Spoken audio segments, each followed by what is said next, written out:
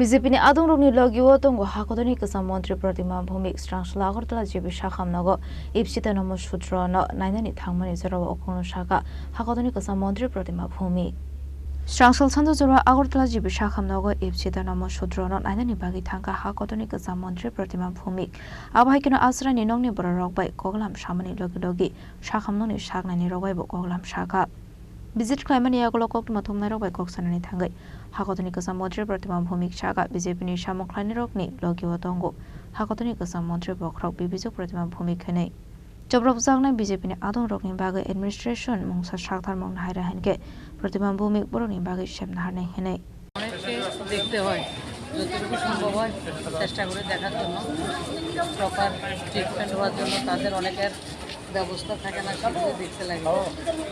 বিশেষ করে গত 8 তারিখে আমাদের প্রতাপগড়ের 26 নম্বর ওয়ার্ডের আমাদের এক সাধারণ কার্যকর্তা অটো চালক, তার উপর একটা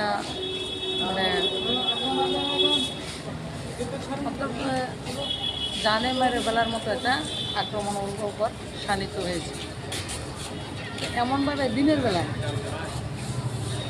যিনি করেছেন উনি ওই পাড়ারে সিপিএমের লিডার, উনি ওর সঙ্গে না অনেকের সঙ্গে এই ধরনের মারপিট উনি বরাবর করে থাকেন এবং ওনার ছেলে 2জন ছেলেও ছিল। তো ওটা শুনে আমি কালকে ওকে দেখতে গেছি, ও বাড়িতে ছিল, তাকে জীবিত এডমিট করানো হয়েছে আজকে।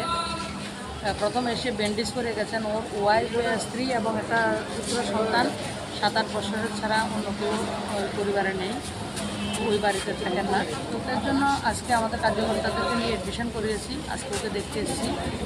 বিষয় হচ্ছে সুমনকে যখন মারছিল, ও একটা অটো চালায়। আজ যে সিপিএমের লিডার আপনারা শুনেছেন ঘোষবাবু, উনি মোটরসাইকেল নিয়ে নামছিলেন আর ও উঠছিল, আর একটা আপ আছে এদিকে, ওইটা উনি ওকে জায়গা দেবেন না নামতে, ওটা মিডলে ওকে অবস্ট্রাকশন করে রেখেছিলেন। ও বলেছে কাকু আমাকে জায়গা দাও, আমি নামি। উনি জায়গা না দিয়ে ও গালিগালাজ করে গাড়ি মোটরসাইকেল থাকলে ওকে আলো পাতারি মারা শুরু করেছে। ও যখন মারছিল তখন বাড়িতে ঢোকার চেষ্টা করছিল, তখন বাড়ি থেকে ওর ছেলেরা যেটা ওই কার্টের ফাইল যেগুলি আছে এগুলি নিয়ে আক্রমণ করেছে। সবচেয়ে প্যাথেটিক ঘটনা, ওর স্ত্রী এবং ছোট ছেলেটা প্রত্যেকের, কারণ শহরের দুপুরবেলা সবাই একটু ঘুমিয়ে থাকেন, সবাই বাড়ির সামনে দিয়ে দরজা নাড়ছেন যে আমার বাবাকে বাঁচাও, আমার বাবাকে বাঁচাও, এমন আত্মনাদ করেছে। কারণ এলাকার মানুষ আমাকে সেগুলি গতকালকে বলেছেন। তো বিষয় হচ্ছে যে ব্যক্তি সে বরাবর এই ধরনের অসামাজিক কাজ উনি করে থাকেন এবং সবসময় আমাদের কার্যকর্তার উপর আক্রমণ করেন। আমি আপনাদের মাধ্যমে যিনি এই ধরনের কাজ করেছেন আমি শাসন প্রশাসনের দৃষ্টি আকর্ষণ করছি। সুমন ঘোষের উপরে যে হামলা হয়েছে, যে ভগবান রক্ষা করেছে, না হলেও মারা যেত।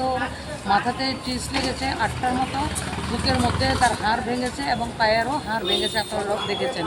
তো ওই আসামিকে একজনকে অ্যারেস্ট হয়েছে, কিন্তু উনি অসুস্থতার ভান করে জীবিত ভর্তি আছেন এবং 2 ছেলে এখনও পলাতক। ওরা বারবার, এবং এই ছেলের উপর আরও একবার আক্রমণ ওনারা করেছেন। তো বারবার আক্রমণ যারা করছেন এবং সিপিএমের নামধারী উনি লিডার ওই অঞ্চলের, তার দৃষ্টান্তমূলক শাস্তি আমি আশা করব। আমার শাসন প্রশাসন করবেন, যদি আপনারা না করেন আমাদের কিন্তু এটা দেখতে হবে।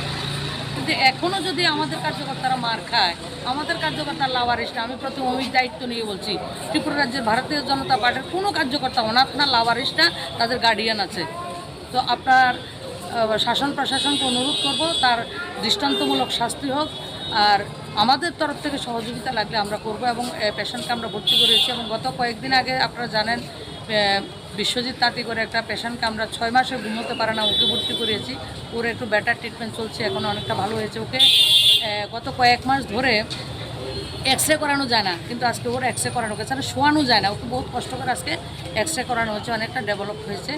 এছাড়া সুধীর পাল করে আমার কেকেনগরের একটা পেশেন্ট রয়েছে, ইপসিতাকে দেখেছি, দেবস্মিতা দাস করে একটা পেশেন্ট আমার সোনামুড়ে রয়েছে, এমন অনেকগুলি পেশেন্ট আজকে আমি দেখতে এসেছি।